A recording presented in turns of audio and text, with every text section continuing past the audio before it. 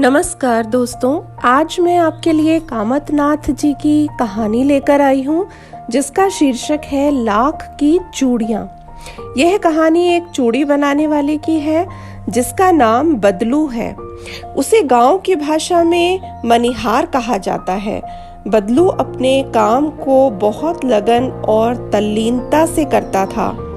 एक नीम के वृक्ष के नीचे बैठकर वह घंटों काम किया करता था।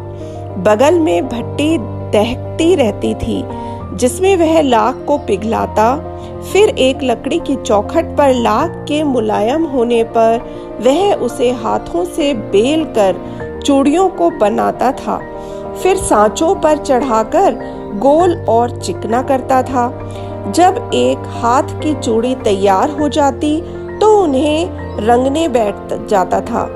रंगने का काम वह पुरानी चारपाई पर बैठकर करता था।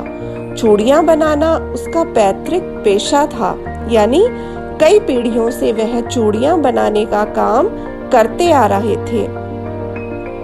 अब भी वह चूड़ियों को पैसे में नहीं बेचता था, बल्कि उसके बदले कुछ सामान ले लेता था। बदलू स्वभाव से बहुत सीधा व्यक्ति था। उसे कांच की चूड़ियों से चिढ़ थी, क्योंकि वे कारखानों में बनकर आती है ना। लेखक कहते हैं कि यह बदलू मेरे मामा के गांव का रहने वाला था। छुट्टियों में जब गांव जाते तो वह अपने हाथों से छोटी छोटी लाख की रंग बिरंगी गोलियां बनाकर खेलने के लिए देते थे, जो मुझे बहुत अच्छी लगती थी। काफी वर्षों के बाद जब मेरा मामा के गांव जाना हुआ तो गांव का नजारा काफी बदल चुका था।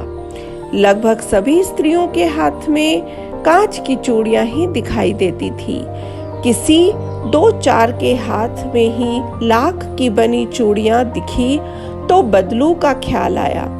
शाम को घूमते घूमते मैं बदलू के घर मिलने गया तो वह बाहर ही नीम के नीचे चारपाई पर लेटा हुआ था।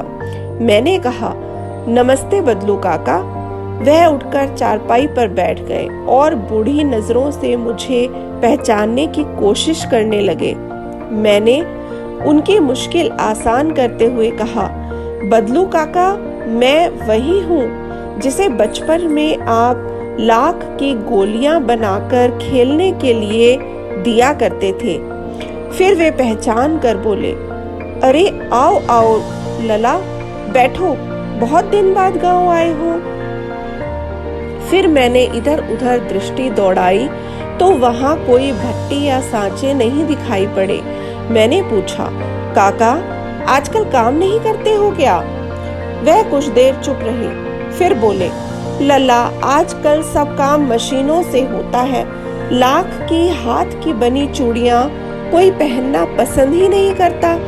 पर एक बात बताएं भैया, ये कांच बड़ा खतरनाक होता है। कहते ही उन्हें खांसी आ गई। मैं चुप बैठा उनकी व्यथा देख रहा था।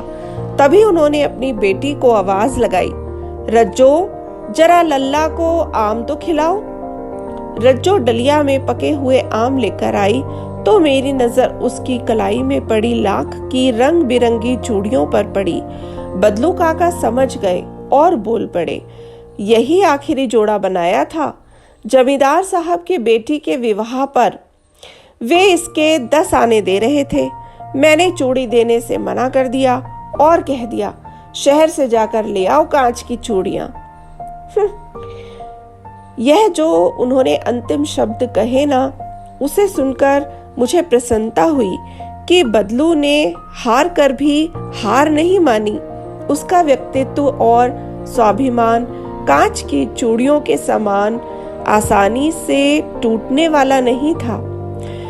तो यहीं पर हमारी कहानी समाप्त होती है। दोस्तों, कहानी सुनकर आपको कैसा लगा जरूर शेयर कीजिए। मिलते हैं अगली कहानी में। तब तक धन्यवाद और नमस्कार।